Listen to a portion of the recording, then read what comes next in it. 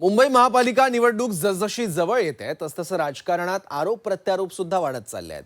आज शिवसेना भवनातल्या बैठकीत ठाकरेंनी पुन्हा एकदा भाजपवर जोरदार निशाणा साधलाय। उमेदवारी जाहीर करताना पक्षात बंडाळी माजू नये असं म्हणताना ठाकरेंनी निष्ठेचं आवाहन करत भाजपला मुंबई आणि महाराष्ट्राचा शत्रू अब्दाली म्हटलंय। तर दुसरीकडे भाजपनेही औरंगजेबाला पुढे करत ठाकरेंवर निशाणा साधलाय। बघूयात नेमकं काय घडतंय।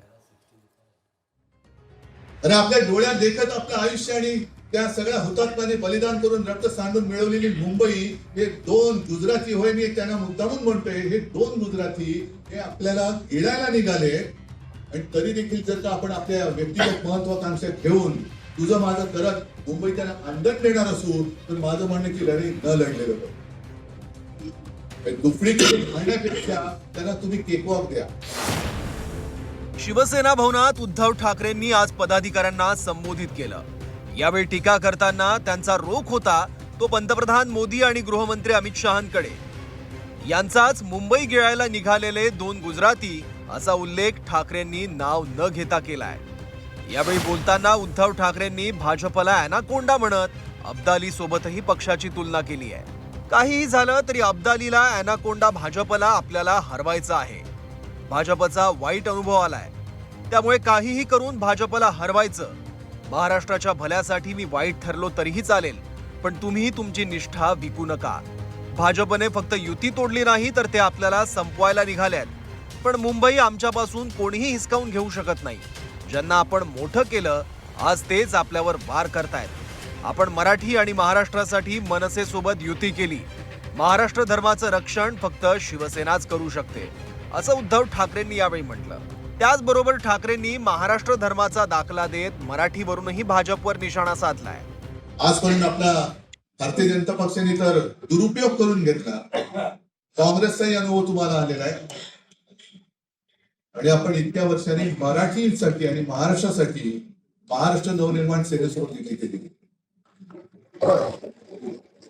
मला माहितीये की युती असते, आघाडी असते तेव्हा 100% आपल्या मनासारखं होत नाही ना, 100% त्यांच्या मनासारखं होत ना, आणखीन कोण तिसरा पक्ष असेल तर ना त्यांच्या मनासारखं होत। आम्ही दोघं एकत्र यायचं काय ठरवलं त्याला सुद्धा एक नाही म्हणजे भावनात्मक किंवा परंपरागत अगदी घराणेशाही म्हणा पाहिजे। अरे आपल्या डोळ्यात देखत आपलं आयुष्य आणि त्या सगळ्या हुतात्म्याने बलिदान करून रक्त सांडून मिळवलेली मुंबई हे दोन गुजराती होय, मी त्यांना मुद्दामून म्हणतोय, हे दोन गुजराती हे आपल्याला गिळायला निघाले। आणि तरी देखील जर का आपण आपल्या व्यक्तिगत महत्वाकांक्षा घेऊन तुझं माझं करत मुंबई त्यांना अंडर देणार असू तर माझं म्हणणं की लढाई न लढलेलं दुफडी करून खाण्यापेक्षा त्यांना तुम्ही केकवॉक द्या।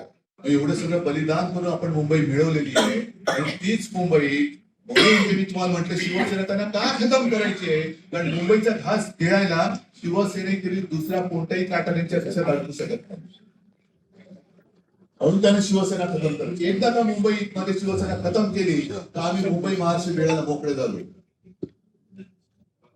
हे पाप आपल्या हात होता कामा नये।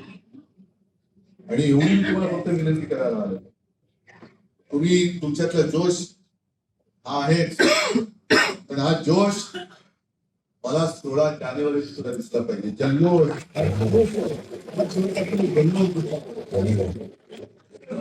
मी आता इथून जाणारे घरी, आता घरीच जातो, दुसरीकडे काय जात नाही। आणि त्याच्यानंतर मी उमेदवारी एक फायनल करायला घेणार, मी नाव फायनल करेन। मान्य आहे? अनेकांना उमेदवारी मिळणार नाही। आता ठाकरेंनी भाजपला अॅनाकोंडा म्हटल्यानंतर भाजपने मात्र त्यांना औरंगजेब फॅन क्लबचे अध्यक्ष म्हणून हिणवलंय।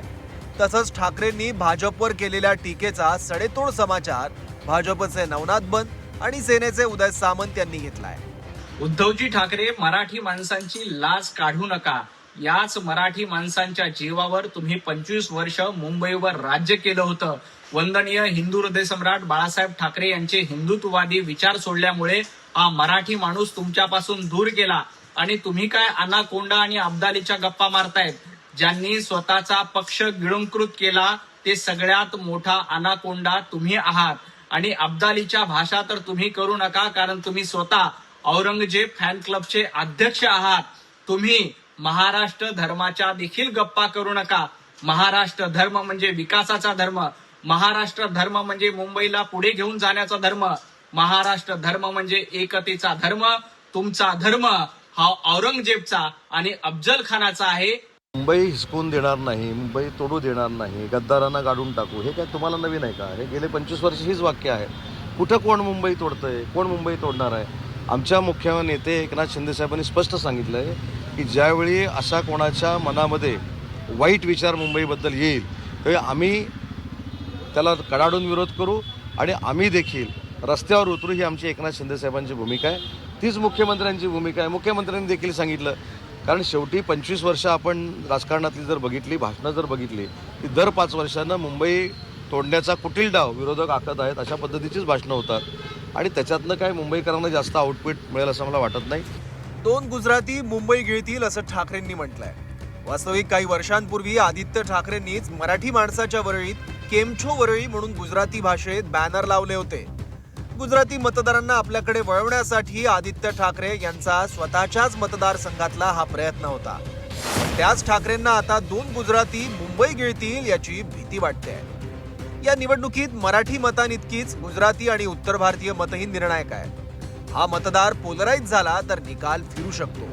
त्यामुळे त्यांचा कल कुठे राहतो हे बघणंही महत्वाचं आहे. बाकी मुंबई महापालिका निवडणूक जसजशी जवळ येईल तसतसा anaconda, Abdali, Aurangzeb fan club यासारख्या शब्दांची डिक्शनरीत आणखी भर पडत जाणार हे मात्र नक्की. ब्युरो रिपोर्ट, झी 24 तास, मुंबई.